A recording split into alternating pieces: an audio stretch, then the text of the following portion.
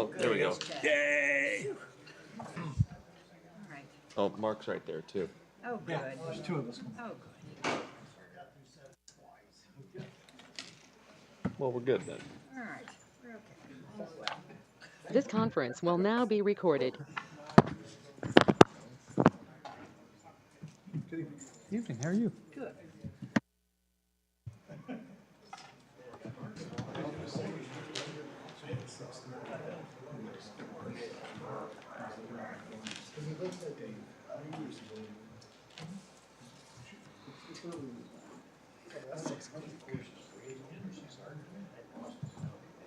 So ours is voided, so they had, we had so much snow that froze and killed. And so that, and it didn't, it was wet and cool. So now it's fine. Then we saw a bunch of areas where it started working. Well, good evening. My clock says 6 o'clock. I'd like to call the meeting to order. Roll call, please. Martin. Here. Templin. Here. Lane. Here. Huggins. He's Milburn. in the restroom. Okay. Milburn. Here. Maddock. Here. Schultz. Here. Looks like all commissioners are present today. Say here really quick. Here. There we go. Item 3B, approve the planning commission agenda. Any changes or anything to update? Take a motion. Motion to approve the agenda is presented. Second. Moved and seconded. All in favor? Aye. Aye. Opposed, same sign. Seeing none. Item 3B, approve the minutes of the planning commission meeting held July 22nd, 2025 and August 12, 2025. Any changes, additions, or corrections to be noted? Motion. Motion to approve. Second. Moved and seconded. All in favor, say aye. Aye. Opposed, same sign. Okay. Item C, disclosure of conflicts of interest. I've represented one of the applicants on the plat on 7A, and so I'm going to need to recuse myself from that. Anybody else? On item 7D, I don't have any financial stake in it, but I'm very good friends with the people that are in this thing, and I've followed it from the beginning, so I just wanted to put that out there. Okay. Don't think that requires recusal, Yeah, but I'm glad you said it. Just letting the conflict of interest thing. Yep. Anybody else? Item 3D, disclosure of outside communications. I know that I received an email from David Rhodes, which I believe has been circulated to everyone, in relation to item 7A, I think, is what that is. Anything else? Just same with, Yeah. same item. Just been talking Talk to about- him? Yeah. Okay. Okay. Item 4, call the public. Members of the public who wish to address the planning commission regarding items not on the agenda may do so at this time. Any presentations for information purposes only. No action will be taken. There's a 4-minute time limit. If you'd like to address the planning commission on matters not on the agenda tonight, please come to the podium, give us your name and address. Seeing none. Anyone online that? No, online. Okay.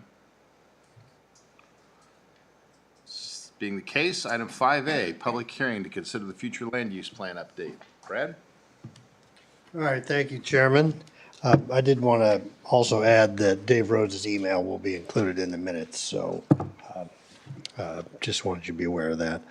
As far as the public hearing, we've been talking about this for quite some time. We just recently went through a zoning map update, and the next thing on the agenda is, before we jump into a full-blown look at our comprehensive plan, is to look at the future land use plan. I'd like to do an update to that and have the planning commission study these areas.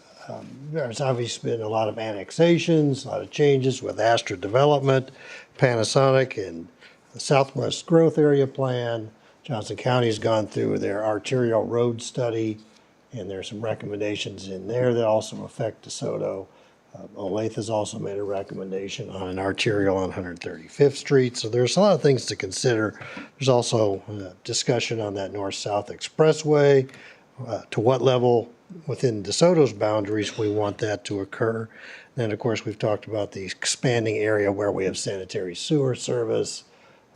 And then ultimately, there's been a lot of discussion over time that the Planning Commission doesn't really like to see the mixed use category. We've got some large chunks of that. And ultimately, the land use is sort of a backup for a lot of our future land use decisions. So when we bring you a rezoning or some sort of other request, it is certainly one of those key things that we look at to help guide us for future land use decisions. And it does carry weight because it will go, ultimately, the recommendation from the Planning Commission will go to the City Council. And if approved, or when approved, they will adopt some sort of future land use plan. They may tweak it themselves some, but it will be part of the comprehensive plan, which is part of our overall scheme for not just the residents of DeSoto, but developers, anybody who's looking at DeSoto, wanting to do business here, we'll be looking at and trying to understand and make sure that they're kind of following along the way that the residents and Planning Commission and ultimately governing body want to see DeSoto develop. So I've sort of covered some of the things that, and what you have in your packet, and let me just start with that, is the items that we've annexed, and they've been rezoned, so those are shown as they are. You also have the Southwest Growth Area Plan area that's been superimposed into the future land use plan. And then also, Mike's scrolling through a few things, but we've got the Karna plan, the Johnson County's study of arterial roads throughout the whole entire county, but this is the area that we've zoomed in on for specifically around the DeSoto area. We also have the zoning map that's part of this information, Astra's plan. And one thing I want to talk about Astra is we went through that whole solar ordinance, and basically everything south of 119th Street is now designated for solar development. And then, of course, Johnson County Parks and Recreation is doing a master plan now for their property, which is in the process of being turned over to them in a step-by-step manner. But they're doing a master plan to incorporate that. And it's part of what they call the Kill Creek Master Plan, because they're looking at all these items, because Kill Creek Park currently backs up to a very significant chunk of the property that's being turned over to them. And so they are now looking at studying how to connect this sort of linear acreage that surrounds Astra development. And then, of course, you can see on that map there, it just has a big sort of a bluish color. It says multi-use, and that's one thing our land use plan shows as well. It's a mixed use, but do we want to dive into that a little bit more directly, or just leave it at that because it's a green grass site? The sky is the limit on those areas. One thing that's been pretty clear is Astra doesn't want to have residential development on their property. They're looking at higher end, light industrial type uses throughout Astra development. So I don't know that that's necessarily a consideration, but maybe we would want to put that as light industrial versus mixed use. So there's a lot of things that are coming into play. The other thing that I wanted to mention, I said earlier in the staff report, is sort of the limits that we've looked at. And this goes back to our previous comprehensive plan, where Gardner Road and DeSoto and Olathe have once again, at one point there was a binding agreement, but now it's been tossed out by the Kansas Supreme Court. But Olathe, and we have a understanding that Olathe will stop at Gardner Road. Doesn't mean they will, or that will stop at Gardner Road. Doesn't mean we will either, but that's kind of the gentleman's agreement that at this time. There is a hard line with Lenexa and Shawnee to the east, because that is the city limit line, and that's where their city limit line is, so there's no real conflict there. Of course, the Kansas River to the north, even though we do have the Burning Tree Golf Course, is within city limits in Leavenworth County. So Mike has to turn in a financial statement for Leavenworth County when we do our budget as well, because we're in two counties.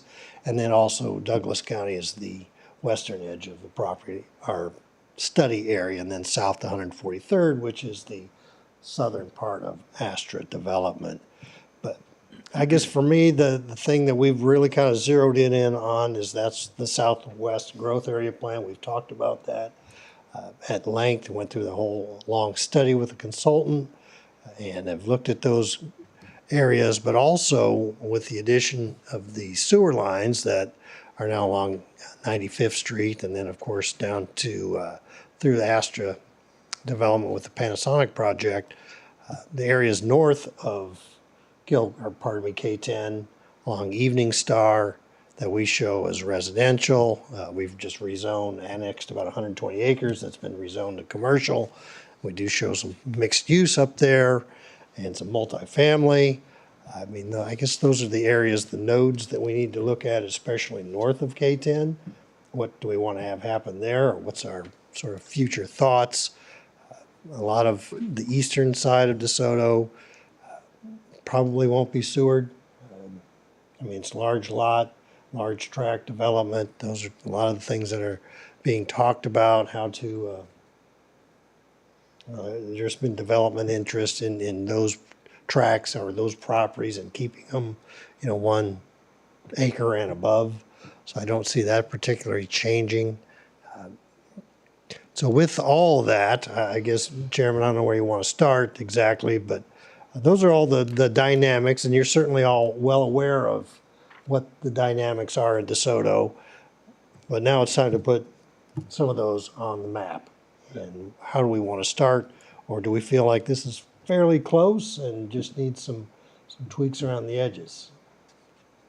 Well, I had one question to start. Did we not approve a zoning change just north of Kill Creek Road on K10 right there, that big purple square? To The Grotto development? Yeah, Grotto right there, that Yes, 60-acre tract.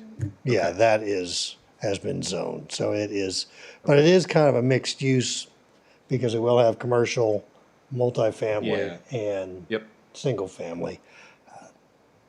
But we could parse it out like we do have in our zoning map. And that's Okay. what Commissioner Schultz brought up last time with the zoning chart. But I mean, the whole tract is kind of a mixed use location. So that one's kind of, in my mind, kind of appropriate, but nonetheless, once again, those are the recommendations the Planning Commission gets to weigh in and if you'd like to see that broken out exactly, or the way the zoning map reads. Okay. And that's probably where it's going to go. Yep. Questions, comments for Brad? I guess one other thing, though, is as we kind of let this soak in, there's a lot to think about. I mean, we could start with the roadway network, some of those type issues. But at the end of the day, this map has served us pretty well over the last 5 years. And it does kind of mimic exactly the comp plans that we've done for, DeSoto did 20 years ago. The Flint development was going to be light industrial, and that's what's going to happen. Astra was going to be part of the city of DeSoto, and it was going to be light industrial with employment centers and those types of activity. And now, poof, here it is. It's happening. It's real, and it's continuing to move forward. Brad, so on the slide before this one, if you don't mind, Mike, the one that shows the arterial road, there you go. We've talked about that for a while with Evening Star sort of becoming a bigger roadway that connects. Is that what Johnson County is planning at this point? Well, Mike, you might want to, you sat in on most of those studies, so I'll let you take that one. So the primary intent of looking at the future land use map, first of all, for us, I think, is to incorporate Southwest Growth Area Plan. Those land use designations and the roadway corridors that are shown in there, that was the primary purpose. But as we're doing it, we're very close to finalizing the Southwest Metro Transportation Plan. That's in connection with the Johnson County, Douglas County, several other jurisdictions. So the roadway elements shown, this map here is the current future. This is what's in our plan now. There's some tweaking we need to do to the roadway network here on the proposed map, but mostly, that's why we put this figure in here. This is just kind of a corner of the overall larger county plan, but what you're seeing here is the final result of that Southwest Metro area plan. This is what the group essentially has accepted and adopted. We had a series of public meetings over the summer to kind of finalize this. So the intent of the group is now each jurisdiction are going to take that back and either work it into your own comp plan or don't. I mean, it's kind of up to the policymakers in each jurisdiction. I think our intent is to work in these recommendations here. And there's a few things that don't quite line up right now. We need to line those up. But if you'll see, this green dotted line is essentially what I think we've contemplated to be kind of a larger than arterial connection between DeSoto and the southern parts of the county, right? The definition here is that it's a kind of a type 3, 4-lane ultimate arterial, still a surface street, not necessarily a divided freeway like K10 with the interchange and stuff, but the most significant arterial street you can kind of designate. And that's not really a change. The county's old plan dating back to the 90s showed some corridor through here, and let's figure out where it goes later. This is a more precise corridor than what's shown, but I think one that the Astor Enterprise folks can agree to and others. So our intent would be to incorporate this alignment as well as the others. There's some purple lines in here that are connectors within Astor Enterprise Park. There's another one down here toward the south end that's still kind of a corridor we haven't really defined yet. But that's the intent, to incorporate this into this map. And we're not quite there, but that's the intent. I can't remember what the question was. That answered it. I didn't know if there was, it sounds like the answer is yes, we're leaning towards wanting to incorporate that into our plan. Yeah, for sure. Yeah. Well, we want those two plans to be harmonious. Yeah, and I guess my thinking was in showing that is it ultimately when we had it as an expressway, that was almost like a interstate highway. Do we want something a little bit less than that? To what level of traffic movement do we think we're going to have? Is it maybe more like, I guess if you're familiar with 71 as it goes through Kansas City, Missouri on the east, there is some stoplights there, but it is a high-speed road, divided. It's got interchanges, but what level do we want to have that expressway? And do we want to build an expressway if it's going to get to 143rd Street and then stop to some other level? Well, I think our recommendation would be to follow the recommendation of that Southwest Corridor, which is kind of an ultimate arterial, not with interchanges, but with intersections and street light. But it could be a divided, could be a median type, likely would be. I think something like K7 around like Santa Fe region, somewhere in that neighborhood. Is that the right way to think about it? I think that's a little more. Just think your typical Renner Boulevard south of K10. Got it. It's 4-lane. It's kind of a median. There's turn lanes, but Or 103rd Street, just west of Astor's entrance. I mean, that's pretty much. Yeah, the same well, you're talking sure. about. Yeah, that could be it. Yeah. Okay. That's Yeah. 4 And that's lanes. and that wasn't just because we didn't want to shoot for the star. I mean, it was legitimately there was a pretty detailed traffic model generated with ultimate future build out scenarios of things and how freight might move and how Astor might develop, and this is our really good guess at what that corridor needs to be without overbuilding something. So that's what's in the plan. Okay. That's what we'd recommend incorporating. With that discussion, was there any talk that you've heard recently about going north on Evening Star to connect to I-70? I've heard that several times. It's been in the discussion. I mean, yeah. I mean, it's an idea. It's a problem that needs solved, I think, eventually. But the study went no I further. don't know if that was part of that also or not. Yeah. That would definitely change the dynamics going north. Sure could. Yeah. But this, as we show, we're not showing an expressway freeway sort of concept. That's different. You know, our existing future land use map has that yellow stripe thing that might be something, you know, larger regional. This is kind of just a serious arterial roadway. So if I'm understanding all this correctly, that we have a future land use map that's been presented here tonight.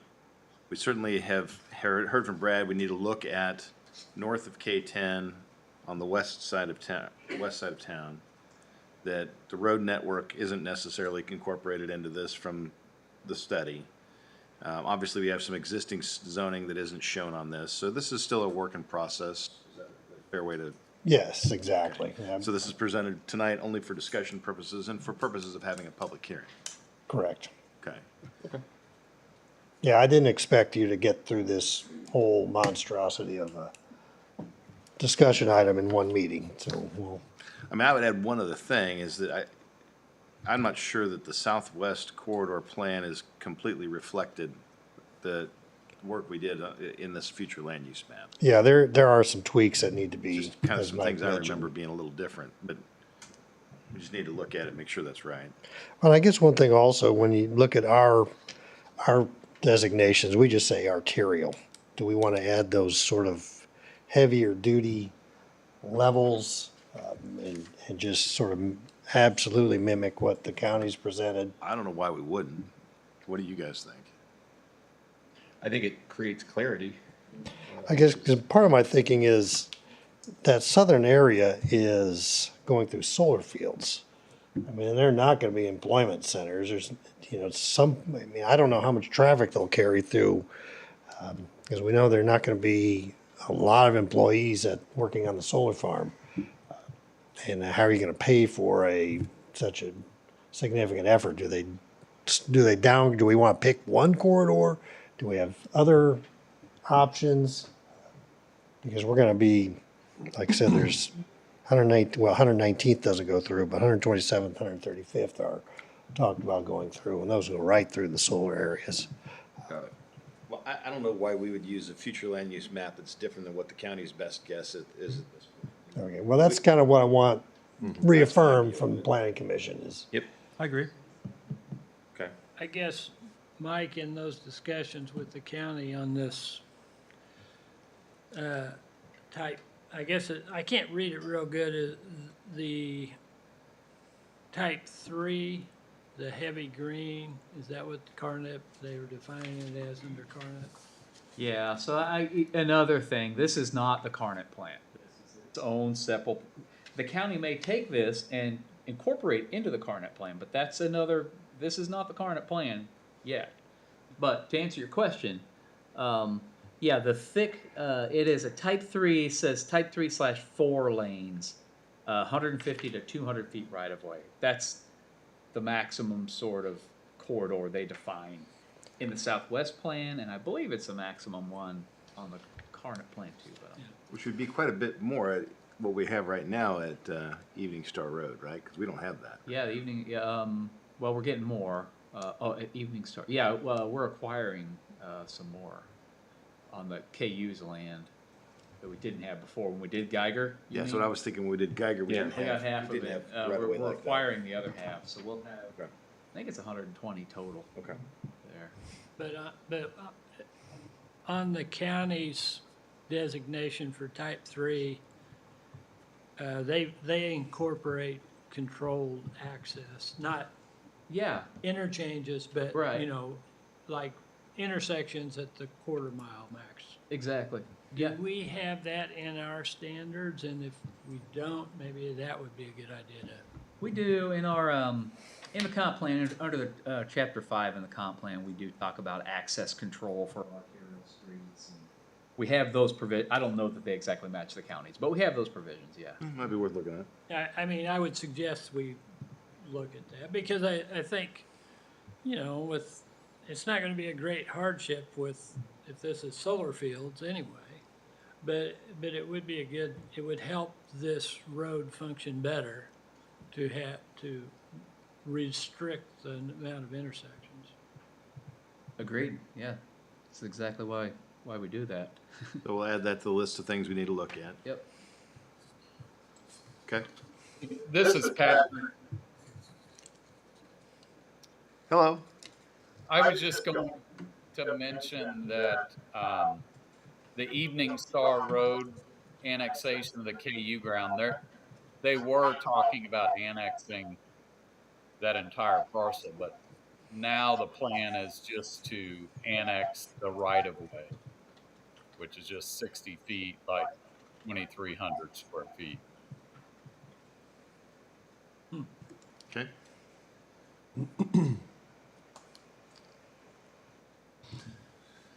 Any other comments before opening it up for a public hearing? Is there like another name on that? I know Chairman Timlin has talked about the mixed use, wanting to clear that up a little bit. I guess I don't want to change it to a transitional zone, but do we just need to add a little more detail, like, for example, around, I guess it'd be Edgerton and K10, we got some commercial shown there, for example, and then we go into like a medium density residential. I mean, I know that mixed use is, it's kind of like, do we need a transition zone or something a little more higher residential to transition into those more single family? Because we always have that, whenever we get a rezoning, we always have that pushback. Yeah. Clearly, it would be helpful to have something. Something. I don't know what it would be, Yeah. but mixed use doesn't do it. Yeah, it doesn't do it. Yep. So is it another, I hate to say another category, but a higher, we got multifamily, but is there a, I hate to say higher density residential, but Well, we need something to transition from commercial to yeah, residential. that's a great call out because we've consistently tried to say, like, we won't put single family next to R3, for instance. Try not to. And then we try not to put single family next to commercial at all either. So by definition, we're creating a buffer. Yeah. I don't know what we call that, but I agree with you. I think by default, that's kind of that way within our subdivision regulation, that kind of stuff. But it might be helpful to have some visual representation on the future land use other than mixed use. I would agree. Yeah.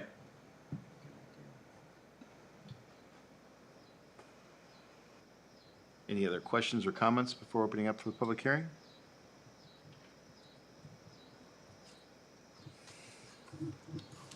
Okay.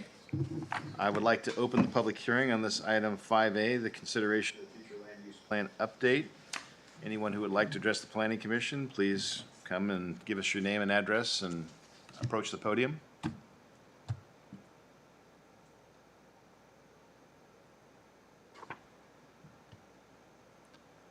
Hearing none, I'm assuming still no one online that might have an interest. That appears correct. I'll close the public hearing.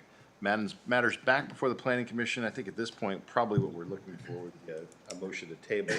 Any other considerations you want to share, that's great, but I think at this point, we're not really looking to take action on this tonight. It's just moving it back. So if we table this, are we going to make the changes and open up to the public hearing again? Is that how that works? So I think technically we have opened the public hearing and closed the public hearing. Okay. That said, if somebody comes and wants to talk about it, my preference is always going to be let them speak, but that's going to be up to the commission. Okay. Yeah, I was thinking this is really now before the planning commission after you've had the public hearing, so. I think that's right. Okay, so you're going to make changes that we talked about, and then we'll have another meeting to discuss it. Correct, again. yes. Okay. Yeah, this will be an old business item next meeting. Everybody good? Motion to table item 5A. Second. Moved and seconded. Any further discussion? Roll call. Schultz, Yes. Maddock, Yes. Milburn, Yes. Huggins, Yes. Lane, Templin, Yes. Martin. Yes. Motion carries. Thank you. No item 6, so item 7 is new business. Consider the preliminary plat for Countryside Farms duplexes, AA Land Devco. Item 7A, B, and C are matters that I should recuse myself from. So I will step out. Linda, you have the calm. All right. Okay. Brad. All right. He excuses himself. I'm slow. All right. Thank you, Vice Chair. What you have before you is Countryside Farms 7A preliminary plat. This is the property. It is on 95th Street, south of 95th. And you have before you, actually, we'll be talking about the site plan for the multifamily and then ultimately the final plat on this property. I've had several meetings, and Mike and Joe have also discussed many of these items with the applicant, and they've submitted preliminary plat. Included in the item is stormwater, traffic analysis, landscape plans, and information regarding, the whole development itself. So the first step in the process is the preliminary plat, which covers all the duplex tracts and then the two larger multifamily tracts, which will be retained by the developer.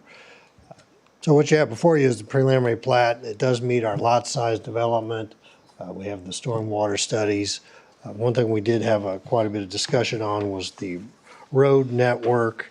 And what we have typically required in the past is 2 connections for a development with 30 or more residential units.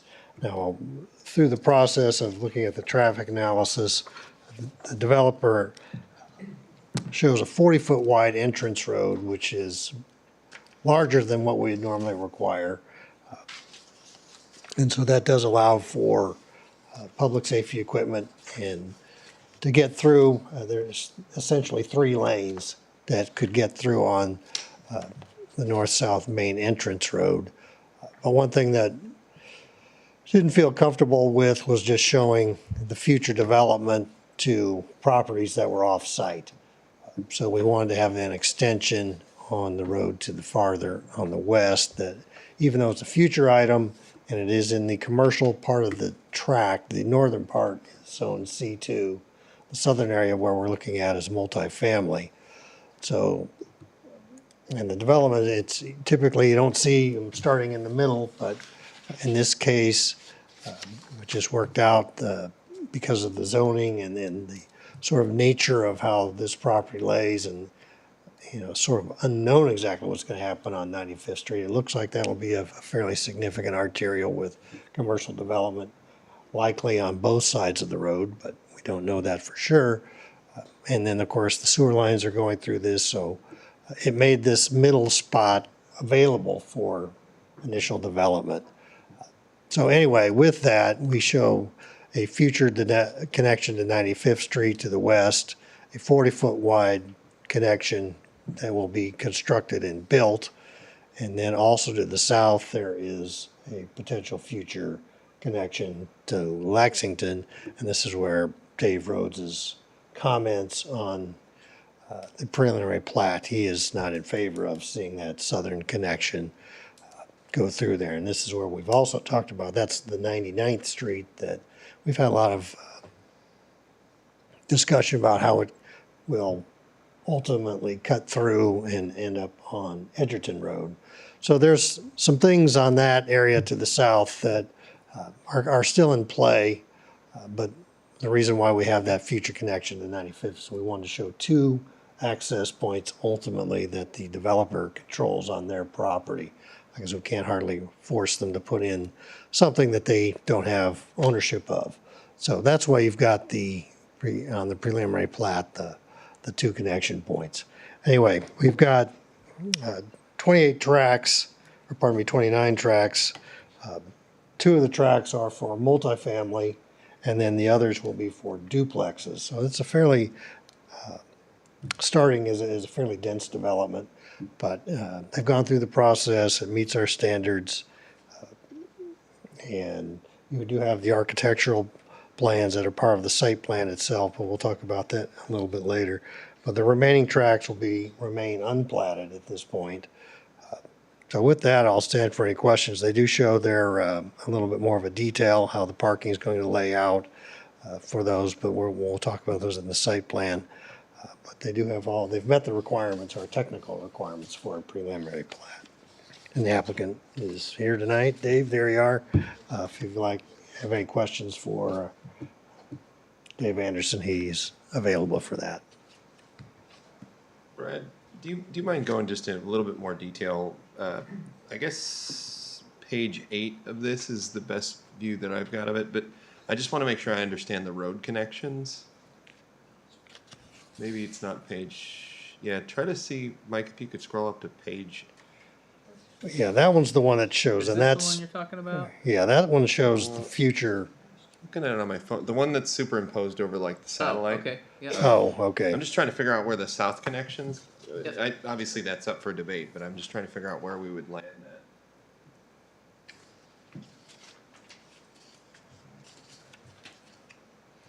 Oh, boy. It might be on the cover page. Got it. Oh, you can't really see it particularly well on, Is this the there one you you're go. talking about? Or No, it's maybe, on the oh, cover. you're on the Cover cover page, page. yeah. Gotcha. Sorry about that. No worries. Oh, I see. That one, This one. yeah. Okay. Yeah. I was just trying to figure out where are we saying that the southern connection will tie in, or where? So if you remember the, I don't know if I'm gonna be able to draw on this, Southwest Growth Area Plan, we spent a lot of time trying to figure out how 99th Street is gonna get east to west Yep. through this, because, you know, this, kind of the south line here, the southern tip of the subject property touches that quarter, that half section line that is 99th Street. And see. there's a drainage through there, there's an existing entrance onto here, there's culverts, there's floodplain to deal with. We have further restrictions out at Sunflower, but if you remember, maybe I can draw on this. If you remember this is gonna be bad, I'm sorry. We came up with something that looks a little bit like this. Okay. Something like that. I know that's not the best.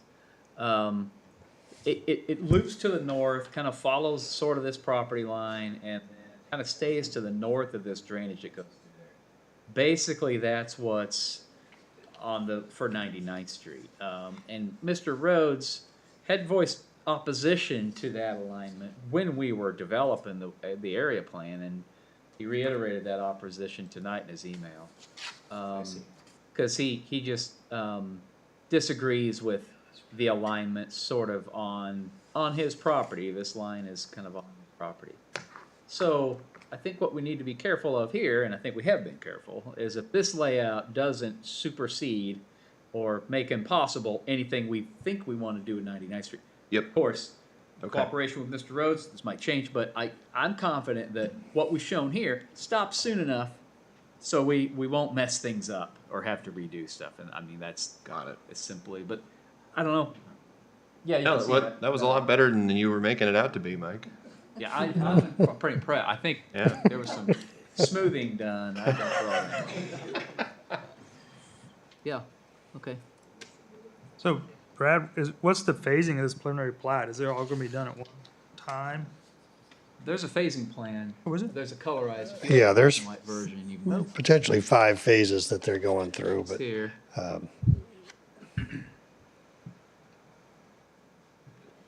Where's the legend on this thing? Yeah, Oh, I didn't see it's phase one. Phase one's in red, two's in blue, and three's in green. Okay.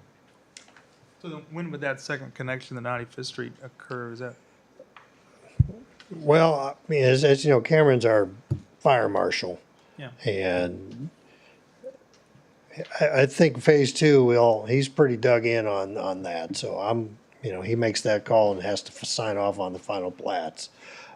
So that's kind of his stance. He'd like to see that in next phase. So whenever that happens, obviously it's going to take time to get infrastructure built, houses sold, and all those types of things. But that's pretty high on our radar screen, is getting that second connection. Now, of course, there's a lot of things that, as Mike mentioned, Dave Rhodes, what his ideas are, and other developments, commercial developments that may happen on 95th Street, also road improvements that are going to have to be made on 95th Street that come into play as well. I think from a building perspective, he's the fire not the fire marshal. He's the jurisdictional fire chief de facto.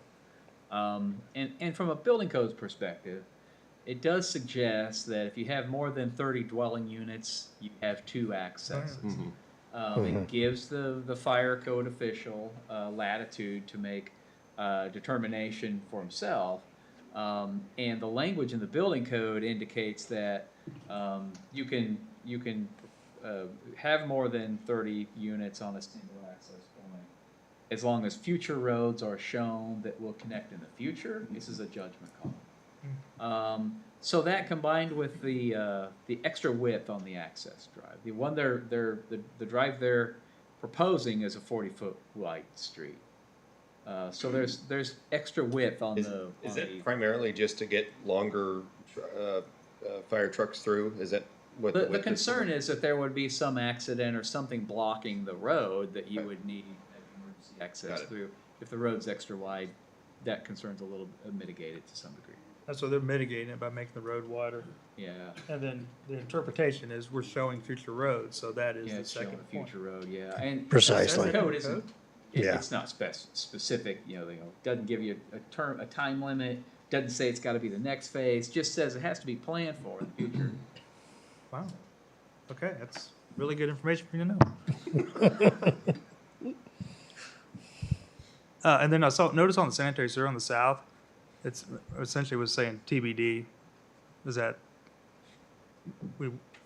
working? Is that sewer being built? Well, the sewer main, the Sunflower Sewer Benefit District, the main that they're constructing now, I think they're pretty close to finishing that. Goes along here, it goes along the south property line somewhere. It's not shown on here? Yeah, it crosses underneath the bridges on Lexington. I thought it was shown somewhere on the plan here. I guess I could be wrong. Yeah, it showed where they're wanting to extend it to. Okay. But that line's essentially there now, and this all drains toward that direction. I mean, it's kind of why the phase line is where it is, because this part drains toward the south. Yep. Got it.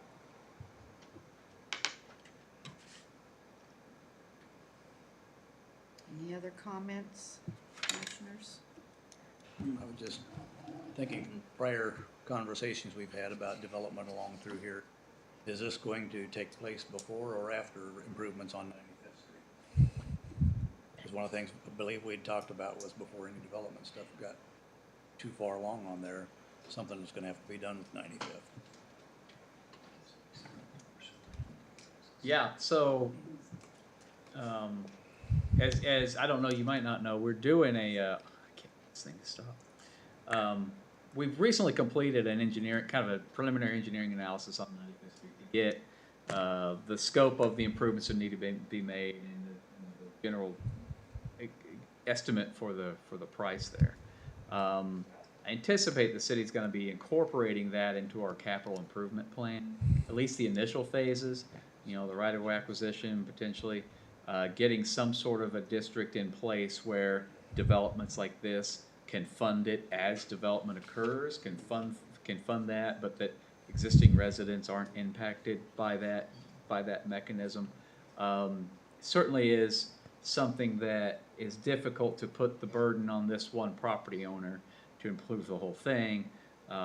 We could do horse trading on how much wider the street needs to be, and kind of like we've sort of done on 89th Street over for Arbor Ridge, and but we know that the whole area is going to develop, so we know what that ultimate section is going to be. So I think as we move through platting or this preliminary plat, we should consider a condition that the developer agrees to fund his share of whatever that ultimate thing is, and not to protest a formation of a transportation improvement district or something of the like there. I think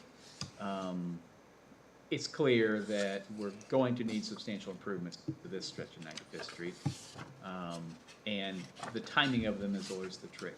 So, I think with this one, the traffic load generated by this triggers the need for definitely for something. So that's that's where we are in that process. With the power lines and stuff, and then the substation there, that road took a pretty good hit on wear and tear. Yeah, it didn't do any favors, all the construction activity. Construction on traffic for this probably isn't gonna do much better. Right, building the thing, yeah. Brad, one other question. In your conclusion, you said the applicant has completed the majority of the changes. Was that everything with the exception of asking for the will serve letter? Correct, yeah, I did have that double sentence in there. But they have completed the requested changes other than the utility Okay. letters.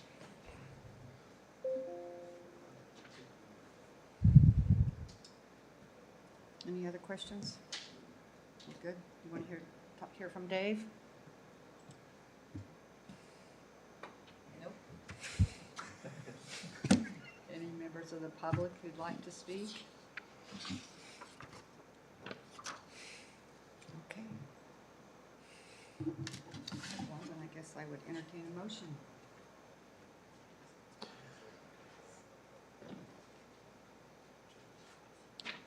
So, well, I have a question before a motion. So if we were to make a motion to, say, approve this, it sounds like we've got everything in place to ensure that there would be a connection road, that at least planned. We've got emergency services at least planned. Sewer is at least planned, and there. So I mean, on its face, it doesn't look like there's anything to object to, and unless you guys. Yeah, I mean, I'm in agreement with staff's opinion on this. Yeah, as long as it's been planned for the fire access, that was my big concern. So as long as, you know, building codes are in line with what they have shown, then. Yeah. I mean, then I'm gonna make a motion to approve item 7A as submitted. Okay. Well, do we want to put that addendum down here? We'll serve letters from the utility companies. Is that an addition we need to put on there? We'll serve letters from utility companies. Yeah, as a condition. Yeah, excuse me, let me revise. So I make a motion, we approve item 7A with inclusive of staff's recommendation that utility companies letters will be provided in the recommendation.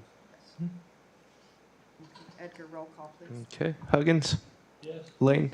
Yes. Martin. Yes. Milburn. Yes. Maddock. Yes. Schultz. Yes. Motion carries. Okay, item 7B, Brad. All right, thank you, Vice Chair. As I've indicated, we're now talking about the multifamily areas of Countryside Farms, which there are two of them. There's a northern area and a southern area. The southern area has 16.7 units per acre, which meets our requirement, or is less than our max allowed, and then the northern area is 20 units per acre, which is below the 24 units per acre is what we allowed for multifamily, so the density is less than that. The parking meets our standards at 1.5 units per for total units, and they've hit the nail on the head on both of them, hit the minimum on both of those items, but they do meet our requirements. As far as the layout, you do have the information on the, I guess, the different types of apartments, but there's going to be 72 proposed multifamily units. The clubhouse will be constructed in other phases for this item. One thing that also talked about is 4 of the units will need to be ADA accessible type A. So, but that's something that will happen at the building permit level. It's not something that we need to deal with specifically, but as far as meeting all the ADA requirements, that's something that need to look at. The project will have 5 phases. Phase 1 is the duplexes and multifamily. It's some of this is crossover between the preliminary plat and the final plat, but as far as the utilities, the rural 7 will provide water to this site. Sanitary sewer is under construction. Electricity, as we know, is very available on site. We also have trash bins that are on the properties, both the northern and southern areas. They did submit a drawing a sketch of the multifamily or the trash bins themselves. But I also have the elevations for the architectural features, which do meet our requirements as far as, the mix of stone and glass and elevation changes, et cetera. Now, these will actually have, interestingly, there's two lower level units that are halfway below ground. Now, as you can see, the back ends of them will daylight to the back, but up above, there'll be steps up to a level, and then two of the levels will be on that sort of level with the balcony, and then there'll be a staircase going up to the units up above. So there are 6 plexes that are being proposed for this development. Stormwater, the detention areas are shown on site. Drainage study was submitted. Joe's looked at that and approved it. And as I mentioned, the architectural elements have all the stonework, the varying colors and siding types that are necessary to meet our requirements. Also, they did submit a lighting plan for the area, which shows that the lighting will be contained on site. The photometric plan is in the packet. Pedestrian access, something we've talked quite a bit. There's sidewalks throughout the site. They're also tie into the sidewalks that are on the preliminary plat. And we also have a amenity type feature, and worked through with the developer to put in a trail, and it's going to be compacted stone. And both the north and the southern will have a trail of compacted stone that'll kind of work their way around the detention areas. And so that meets our requirement as well. And also there's a landscape plan that is on the requirements. Now, interestingly, because they're starting in the middle of the buffering, the future developments will have to buffer for the multifamily, so they don't have as strong as buffering requirements as they might have in other instances. So that was a interesting aspect of this development, the way it's laid out. But in general, it's found the site plan meets our requirements. And with that, I'll stand for any questions you may have. And I did put the recommendation or a condition that the 4 type A handicap apartments need to be included with the building permit application.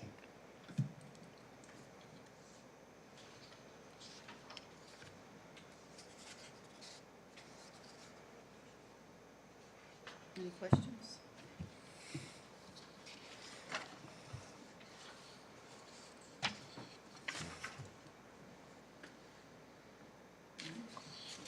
So, we had discussed with the preliminary plat concerns on 95th Street's capacity. If we approve this site plan and the plat gets filed, they can go for building permits, right? Yes, they can. I mean, well, the So- final plat will need. So would this be the time a condition about working with the city on 95th improvement should be? Yeah, I think it would be. Typically, we would have a condition that the applicant sign an agreement not to protest, either a benefit district or transportation improvement district. I don't know if you need to be specific about that, but that's pretty common. We've done that in the past. Just agree not to protest the formation of a district that would fund 95th Street. And maybe, I don't know, would that be better on the final plat? We could add that note on the drawing itself. Or, I mean, it doesn't matter. Well, kind of when, this is our, I mean, because they're gonna go get building permits after this. Right. So the council won't have an opportunity, planning commission won't have an opportunity. When you get the plat in, it's kind of just accepting easements and rights of way. Plat's a little bit more administrative kind of function, so I would feel better if it were, as long as the applicant's here and understands what we're talking about. I'd feel better if it was on this. Okay. Okay, I guess the final plat's on the next agenda, isn't it? Yeah, right. That's right. I don't really want to negotiate this here at the planning committee, but should it say will not oppose or will agree to participate? Agree not to protest. is what I he think maybe agree to participate is better language. I wouldn't want to hear from the Yeah, applicant yeah. before we get too far.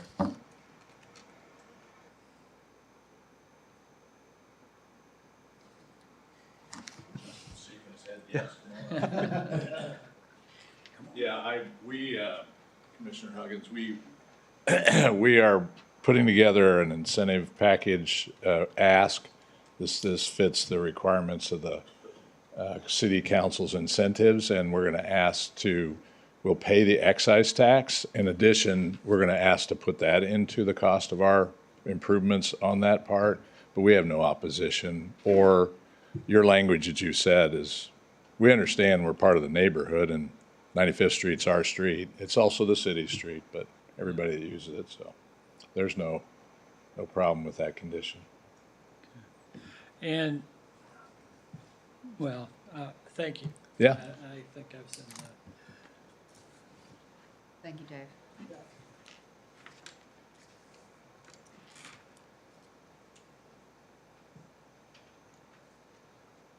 Yeah, I like the plan. I agree with staff's comments, and I agree on the benefit district participation. Is this a public hearing? No, it's not public hearing. Okay.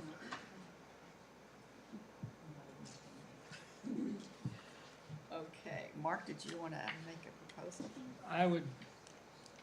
I would make a motion. Do we approve this or recommend approval? You approve. Yep. Okay, I would make a motion to approve item 7B, site plan for Countryside Farms as recommended by staff with the following conditions. Number one, 4 type A handicap apartments units need to be included with building permit application. And stipulation number 2, applicant will agree to participate in an improvement district for the improvement of 95th Street. Second. Edgar, would you have roll call, please? Martin? Yes. Templin? Blade?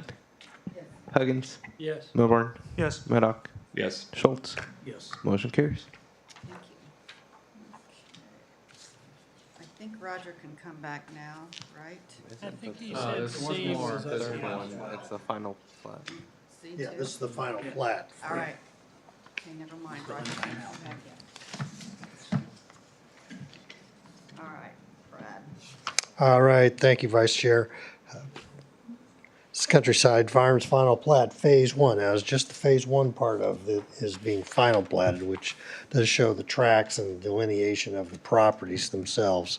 So there's 29 lots and 2 detention tracks on this. 27 of the lots are duplexes. 2 of the lots are the multifamily that we just approved the site plan for. And then there's 2 detention tracks as well. There's also right-of-way dedication along 95th Street, an additional 30 feet that will be given to the city of DeSoto. Joe's reviewed this, I've reviewed it.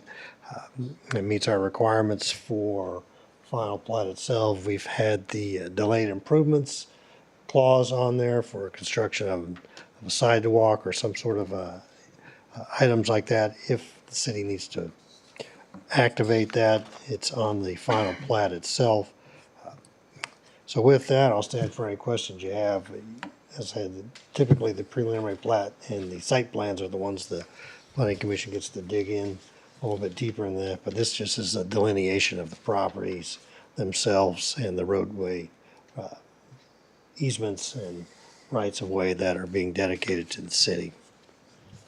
Brad, so with this project, the applicant's proposing to build all these streets and all these public improvements in the initial phase? Yes.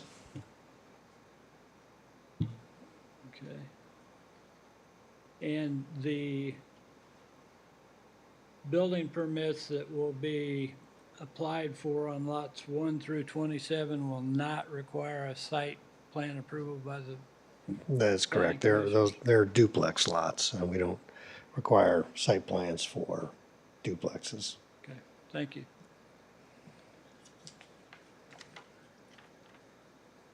Anything else?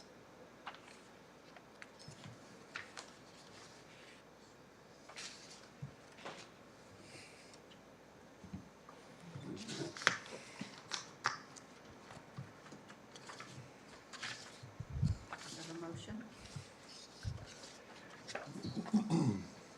I would move we approve Country Farms Phase 1 final plat, containing 29 lots and 2 detention tracks as presented by the staff. Second. Edgar? Roll call, please. Milburn, Yes. Maddock, Yes. Schultz, Yes. Martin, Yes. Lane, Yes. Huggins. Motion carries. With that, I am gonna have to recuse myself, folks, because I have a kiddo who has soccer and she needs to be picked up. Well, good luck Oh, with that. bring her on back. We'll swap you out for Roger. I'll try to play something with Roger. See you, Charles. All right, now, Thank you. now the chair. Now he's went back to the lodge.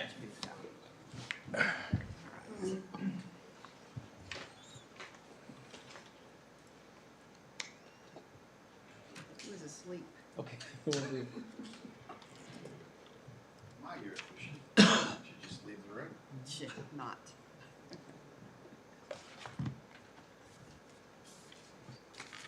Okay, that leaves us at 7D. Discuss home occupations, limited retail use for R1 zoning district. All right, thank you, Chair. Recently, the city staff received a complaint about retail sales activity in an R1 zoning district on 89th Street. Present setup, you can read the staff report, had an accessory building and it had clothing items and things for sale. And there's some pictures of the structure itself. They had a party, I say party, they had an opening with some food and people showed up and it was crowded. And as you know, 89th Street is a narrow county chip seal type road, so it was congested. And so that's what caused the complaint to be filed with the city. And I guess one thing I want to be clear, we don't drive around looking for things to pick on people, but when residents do bring concerns to our attention, we do investigate them. And when you look at our city code for home occupations, we've got a lot of information on restrictions. And then we have this section on allowed uses and not allowed uses. This one kind of falls into a gray area because it says secondhand retail sales are not allowed. But as Chairman Temple and I talked, but firsthand retail sales, brand new items, could be considered allowed. So I think it's after our city council looked at this, they wanted to have the planning commission weigh in on and make a recommendation on what we want to do with potential retail sales in R1 districts. Now, of course, when you think about what's going on with eBay and Marketplace and things like that, people are buying and selling stuff out of their homes all the time. So we need to kind of come up with a way to, in my mind, create a situation where we allow people to do things, but we don't want them to be nuisances to neighbors or anything like that. So I've talked with the mayor about that, and he had some suggestions. But one thing that we need to really look at is those home occupation uses and what do we want to allow, what becomes a nuisance, or what level does a nuisance occur? Because when you're looking at home retail sales, you're probably going to have them more on weekends. It's not going to be going, to Walmart in evenings or things like that. It's going to be a Saturday, Sunday type thing. We could probably restriction on days, things like that. But really, to me, it's the importance of what we're trying to do is to make sure that we like to have our freedoms and do what we can, but we don't want to, like I said, I keep coming back to this, don't want to create a nuisance for our neighbors with an activity that is typically not allowed, especially in an R1 district. Retail sales, and that's why I've got Gardner's and Olathe's information on what they allow for home occupation uses. In some ways, they're a little bit nebulous too. Some things that, just if somebody wants to do something. I mean, for instance, I bought a golf cart 3 weeks ago. This guy works on them in his garage. Now he doesn't have tools or parts or anything out. But, you'd show up and that technically would not be allowed under our code. But, the only impact was the 10 minutes I was there to pick it up and put it on my trailer and away I went. So is that something we want? How deep do we want to go into these type things? And one suggestion, one thing I thought of is we do have a special use permit clause, like for bed and breakfasts or VRBOs. At least with that process, you do have to notify your neighbors, have a public hearing.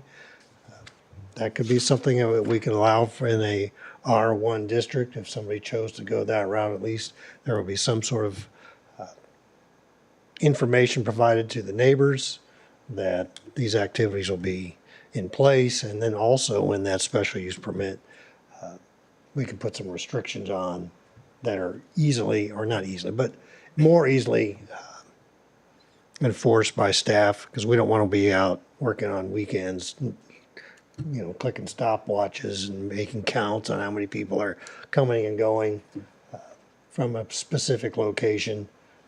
So we don't want to make it cumbersome, but on the other hand, I do think there's some room for allowing language to let people have some retail uses out of their homes.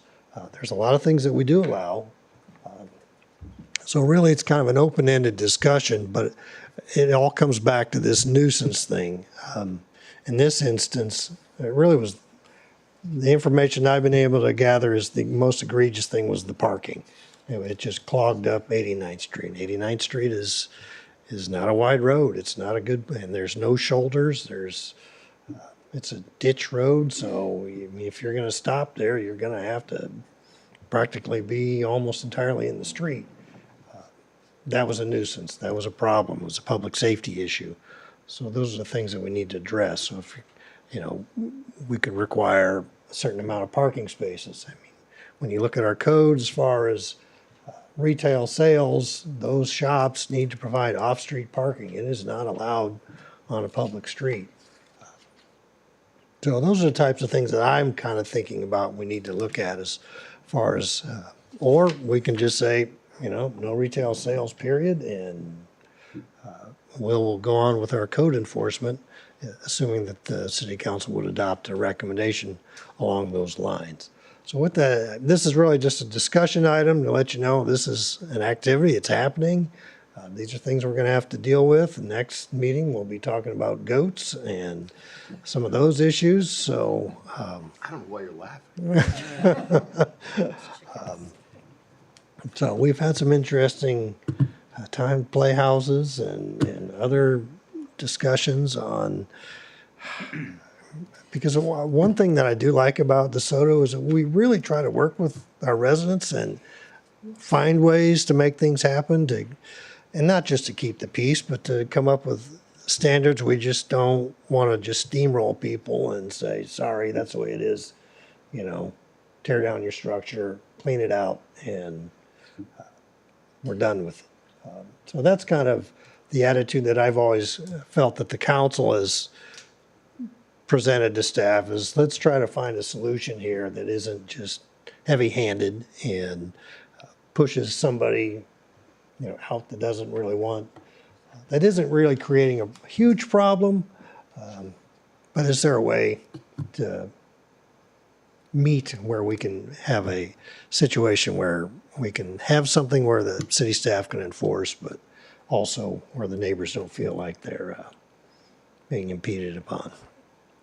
So with that, I'll just, like I said, I'm just here to listen, take your comments. bring back some sort of recommendations at our next meeting. I'd like to have a public hearing on this item, because that'll be part of the process as far as,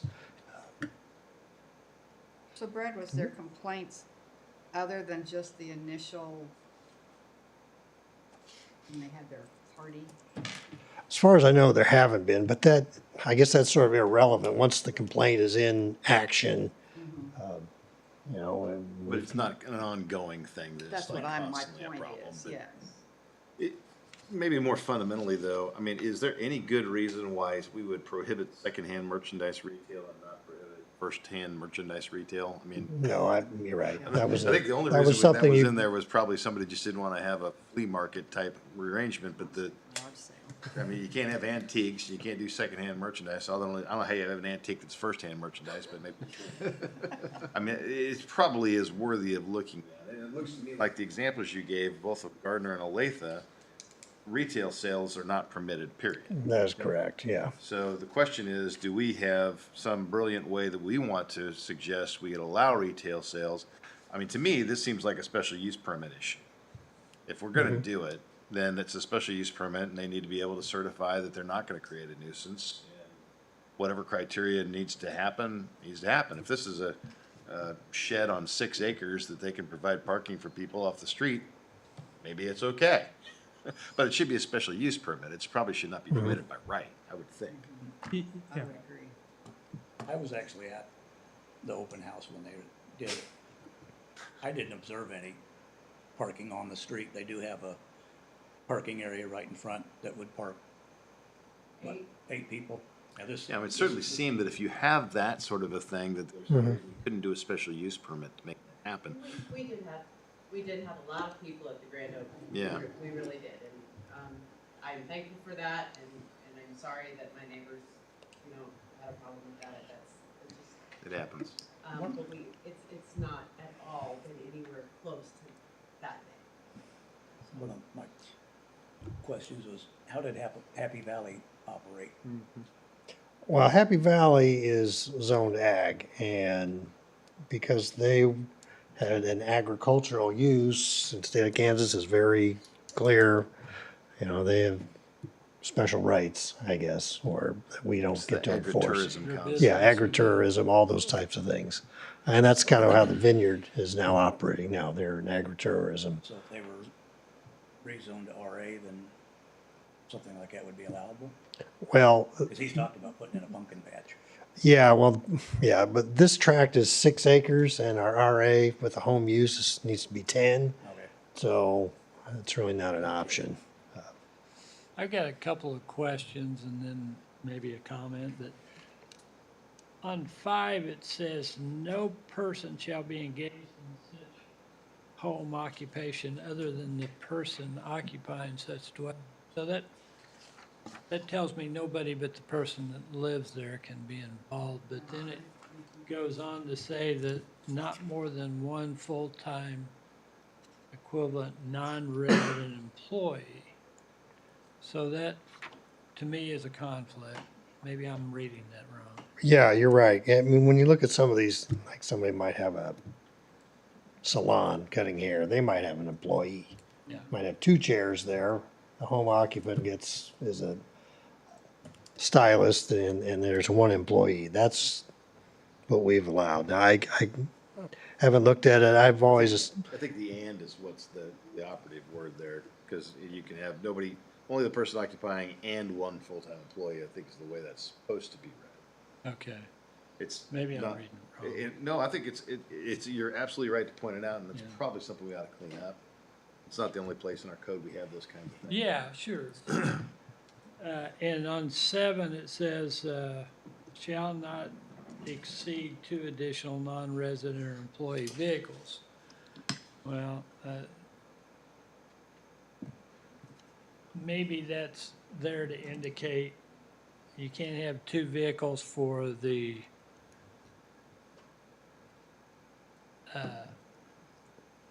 customer and an employee. I think that was the idea. Yeah, and it doesn't say that to me. Maybe that could be cleared up. well, but one thing that's different about DeSoto is because we've got such a significant part of the community that has large lot tracts, that they can do things. Now, in Gardner, and I've lived in Gardner since 1990, I mean, there aren't any that I could think of, 2, 3, 4, 5, 10 acre tracts in Gardner that are residents could do these things. So that's why, and I'm not sure that Lenexa has much of that either. There might be a few still around. But DeSoto has a good chunk of those, so that's why we've got to deal with some of these kind of issues where people can say, yeah, no, I can get 10 parking spaces on my property. Kind of like you, I like the fact that we do tend to work with the residents of the town, and I don't want to become Lenexa and Olathe, ones where we're overregulated. That's why we all live out here. We don't want to live there. Yeah, but, I've watched the city council meeting twice now. I went back and watched it earlier today where they were discussing this, and to me, it sounded like they were all pretty positive about the situation. I like the mayor's suggestion about having it to where it would be allowable in R1 with 6 acres or more. It would eliminate the possibility of it being all over town. I think he said possibly 18 plots would be, susceptible to be used like this.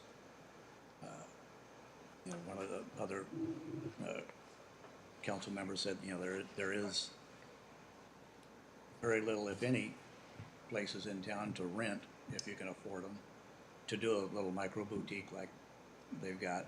And most of this stuff was, from the way I was reading, it was, if it was out of the home itself, they've got the Outbuilding. that, did a awesome job, I think, but there was a little issue with where it's at, and, he's willing to take care of whatever the city needed to do. I really like just getting a special use permit rather than. I do limited. too. The reason I say that, John, is because randomly picking 6 acres is discriminatory against the guy with 5 but has the ability to do it. And if we're going to allow it, let's make a process by which we can allow it. And to me, it's a special use permit that if there's complaints or whatnot, you can deal with it. And if you have unique situations, you can present those. I don't think it's a tremendous burden upon an applicant who wants to do that sort of thing. And I would not make a distinction between the outbuilding and the house itself in terms of home occupation, because I got a guy that lives across the street from me, and I know he's servicing cars over there all hours of the day. And I'm sure he's thinking, well, it's my outbuilding, so I can do what I want to with it. So, okay, great. Yeah. But if he was a retail guy, Right. I'd probably have a lot of problem with it. I guess honestly, I'm a little torn on this. I mean, I started my business 10 years ago out of my house. I didn't have any clients that came to the house. I didn't have any employees. So then I moved downtown when I needed that. But then also on the flip side, I live in an R1 district, 3rd acre lot in DeSoto. Essentially, if we do a special use permit, we're approving a spot zoning C2 district right next to my lot. That's a possibility. As Do opposed I- to letting them do it by right? Well, yeah. I mean, yeah, there's something. So it would be something like, if we did a special use permit, it'd have to be tied down to like 2 years. Probably. I That'd be mean, short really keep a tight, leash on it. And, Like 2-year renewals, pending if there was any violations or. yeah, so I'd see if I would buy a new lot in DeSoto and then I didn't know about that special use permit right next door. I'd be a little upset. One So- thing, yeah, I agree with that. One thing so this discussion doesn't apply to stuff like garage sales or lemonade stands. No, it does I not. think there's an exclusion for that somewhere, although I don't see it in here. So I did like the discussion where the mayor was going on having it on the larger lots. But if you open it up, I'm a little nervous if you open it up to R1, any lot size, because we don't want to discriminate against those people with smaller lots. I think it could be a problem. Because just like you said, Brad, I mean, they're going to have when are you open to sell clothes? And Thursday, Friday, Saturday. okay, right when I'm outside playing with my daughter, Uh-huh. and you know, so I mean, again, I'm not I picking on you. get it. I understand exactly what your concern is. Okay. But we are on 6.5 acres, Mhm. and we're nowhere close to our neighbors in either of the buildings. So I hope you the best success. Thank you. But my question is, I mean, what do you do if you do have all those cars and you Right. sell a lot of stuff and you make a lot of money? Are you going to move? You going to? If I had a choice, I would buy a location here in DeSoto. Okay. But nobody sells anything. Yeah, they were actually I looking can't for afford, a I place in can't town before they afford did to, this. pay $26 a square foot. Yeah, with understand. What I'm doing. So if I had a choice, I would do that, Okay. absolutely. And it sounds like you were able to move your business. Mhm. I hope one of these days we're able to. Yeah. So, Well, part of my concern with allowing it of right would be that we'll have a proliferation of these things, and I don't think we can do that. Yeah, I don't want to. Allow it by right, but like a special use I mean, permit. Yeah, I mean, If we would approve that, I guess where I'm going with that is, I have my house and then right next door, I move into a new house and I'm not aware of the special use permit that is allowing somebody to sell something out of their house, retail sell wise. So I could look at a zoning map and say, oh, right next door, I got C1 zoning. Well, I don't want to buy that house. yeah. Is part of the issue too that it's also a separate building and not incorporated into the house structure that's already there? I Is don't that- know that that should make much difference. Because when I read the other cities, they were talking about it, not changing the existing structure and that kind of stuff. For me, it was just putting in these little buildings on everyone's lot, But we as a city have said, go ahead and do that. I mean, our accessory use regulations are incredibly broad. Right. We let you build whatever you want to build. I mean, it really is. So we'd see these pop up. I guess, is that necessarily bad though? Because No, it's that's just- what, it's- that's kind of what DeSoto is. I get it. But I know, but this is, and I, Commissioner Milburn, I do understand your concerns as well, and also the. Sign on their, they can put a sign up saying, so if somebody moved in, they would see that if they're looking Didn't around, they tell you you had to move the sign? we did though, the sign is moved. on Did the you take it down or just move it? We just moved it back. Okay. building, I don't think then signs you are see permitted. that they've got Mhm. a business operating on there. Surely you take a look around to see what your neighbors are doing. But I guess the main reason why we have planning commission I hear you both is ways. to regulate the districts. And again, I'm just having a discussion. I get it. We regulate the districts, we know kind of what we're gonna get ourselves into when we purchase property. Maybe, I mean, I certainly get your point about not having it be part of the zoning regulation. Someone who is buying a property may not be aware of it because of that. But maybe the special use permit should be specifically tied to the applicant too, so that if they sell and somebody else moves in there, they're gonna have to get a new special use permit from the same operator, those kinds of things. Right, but I'm talking about the next door neighbor. I understand. You're talking about somebody who just comes into town. I would agree. I think it probably ought to be a short-term special use permit and something that, we may be able to build in that the city administrator has the right to renew it for so many times or whatever else, without having to make a big deal out of it. I wouldn't have a problem with an easy renewal. But I certainly don't think it should be of right. To me, the answer would be by special use permit and have whatever specific requirements are necessary and whatever the commission would think at the time.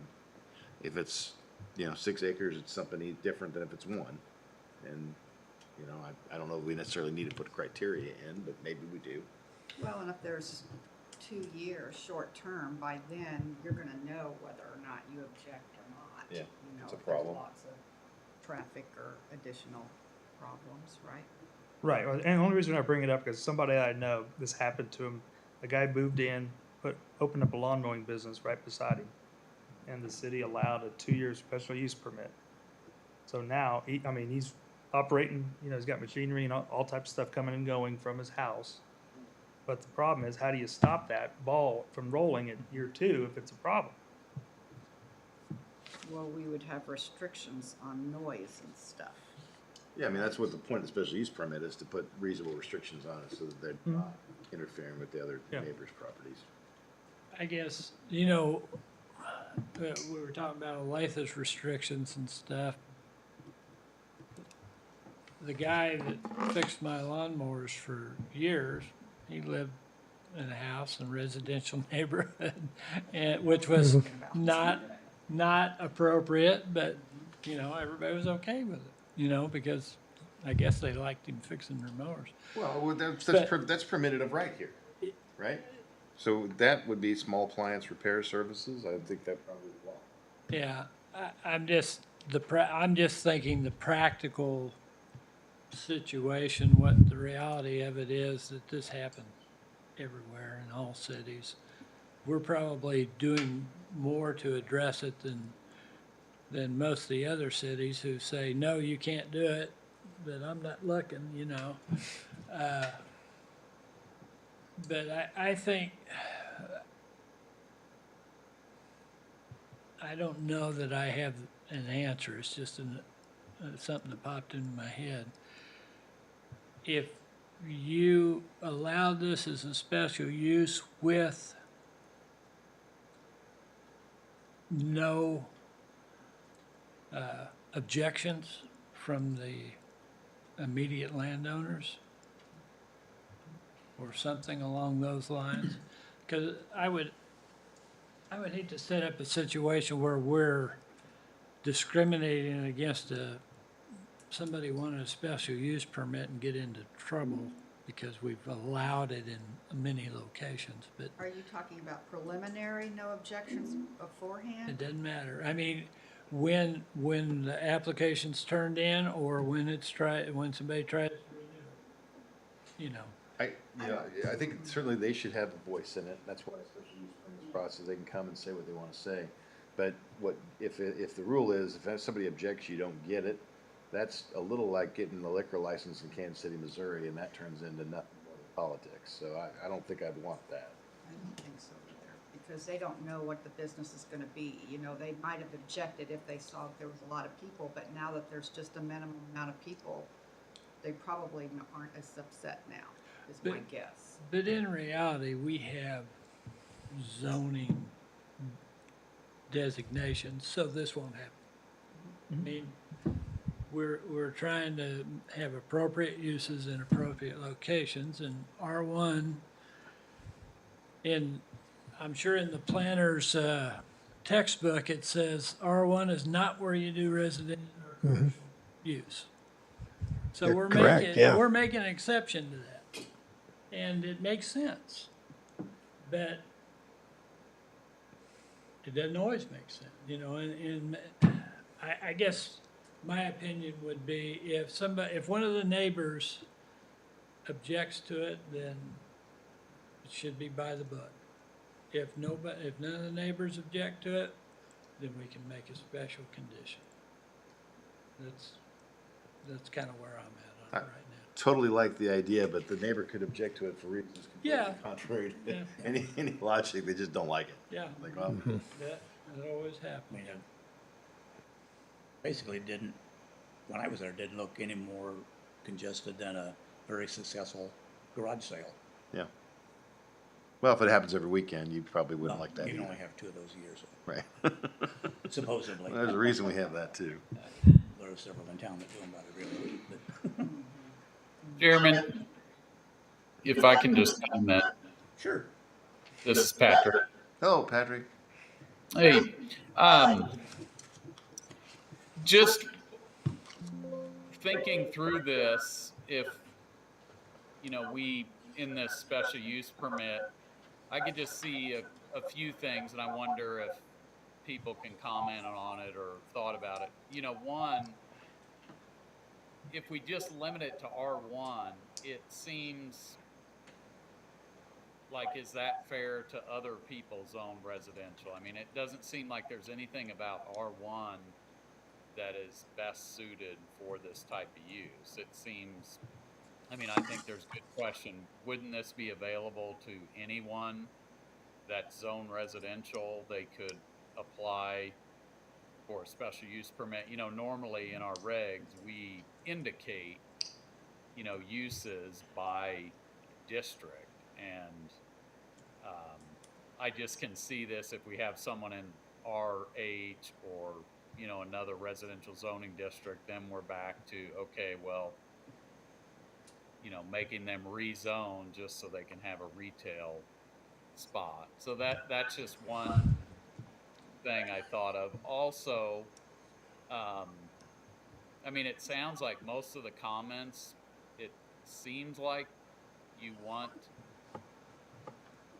these to be not a primary use, definitely a secondary use, secondary to the residential use, which it should be because the primary, you know, use of residential. And I just wonder, given that, can you really do that on a tiny little lot? So I just wonder, I get what you say about not being arbitrary about the minimum acreage, but it does seem like if expectation would be that there'd be, you know, places to park off street, maybe screening the activity somehow from neighbors, it just seems like that's gonna require, you know, more than just a tiny little lot in the city. And then lastly, I just wonder, putting together regulations on how you could get a special use permit requirements, I could see if we come up with a set of requirements and the applicants can show that they meet those, we're sort of going to have our hands tied as to almost having to allow that special use permit, you know, and not be sensitive to neighbors' concerns if for whatever reason the retail use, like selling lawnmowers or, you know, car mechanic shop. So those are just some things I was thinking of, just food for thought. Thank you. Yeah, let me take the last point there because I think that's Mark's point, is that we probably ought to have as one of our criteria is, you know, comments from the neighbors in terms of their concerns, and that's one of the things we have to consider. So on that point, the point about the size of the lots and differentiating between different kinds of zones, I don't know that that's necessary if we have, as we do right now, that any parking associated with the home occupation must be off-street and shall not exceed, and we have a not exceed limit on it. Maybe that not exceed is, you know, maybe it's less varied by special use permit, but we already have a requirement that if you're gonna do it, you have to have off-street parking. So that somewhat limits the small size lots, from being eligible for this, I would think. I mean, like they could park in the driveway. Well, but how many can you park and drive? Yeah, I mean, like 2 cars. I mean, So that's really not that much of an unusual use. Can't park on the street. can't park in the street. Right. Not supposed to.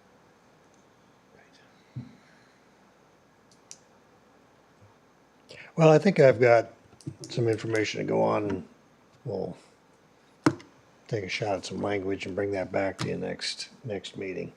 Okay. Thank you. I've got one other item, just because every 6 months I have to say this just because it bothers me. But I know our sign ordinance has some teeth somewhere. But we've got Taco Bell that hasn't had a shell on top of its sign for months. We've got 2 businesses that are along Lexington Avenue that have frames on top of them. One's the car dealer and the other one's the one that used to be the Bubble Creams. They're just empty brackets. And then we've had this proliferation of flag signs, including guns, guns, guns, and every other sign out there. But I mean, I think we have some rules on these. I can't remember what they are, but is this something we need to look at again? But I just driving down Lexington today, I was thinking to myself, what in the world? Yeah. I was kind of wondering when that all relaxed. 'Cause it seemed like overnight they just kind of popped up. Well, I know there's a proliferation of them, but I think my recollection is that those are not permanent signs. They're temporary, that you're allowed to do it for a while. But they've been there for months. Yeah, we've got separate regs for banner signs, or you have an event and you can get have them up for a period of time, but yeah, these, when we redid, the last time we redid the sign regs, the flag signs really weren't that, prominent, but man, they sure have, Well, they must have gotten very cheap I in would- the meantime. I would love to, I mean, just because, like I say, every 6 months I do this, whether I need to or not. I'm afraid we have to look at that again. I would encourage us to do it because it's really surprising when you're driving down Lexington now. And now the townhomes across the street have them now too. And I mean, there's just, everybody's putting up these flag signs. Yeah, we can take a look at that. And then the maintenance provision on the sign, the empty signs that you talked about. There are. I just remember the 66 sign that sat there broken for years. Yeah, the old Am Pride sign. Boy, that almost an act of Congress to get that down. Yeah, that's my 2 cents. Anybody else want to, Great, feel free. I've got one other question. Down next to Rarick Pacific, I've noticed it's been there all spring. There's a sign that says coming fall of 2025 covered storage. Have you seen anything about that? Well, actually, we're meeting with a developer, Joe Pizzone owns that property. Now, this is irrespective of his sign. If it's a temporary sign, it needs to, it can only be up for so long. But yes, we are having discussions I about. was just curious whether we might have missed something. We got the cart before the horse. Yeah, Yeah, okay. Usually we hear about it, you're right. yeah. He's just real optimistic. Yeah. Maybe so, yeah. That's what I was thinking, is I'm taking a lot for granted there. Okay, anything else? I'm done. Motion? Motion we adjourn. Unanimously, apparently. We're adjourned, thank you. This conference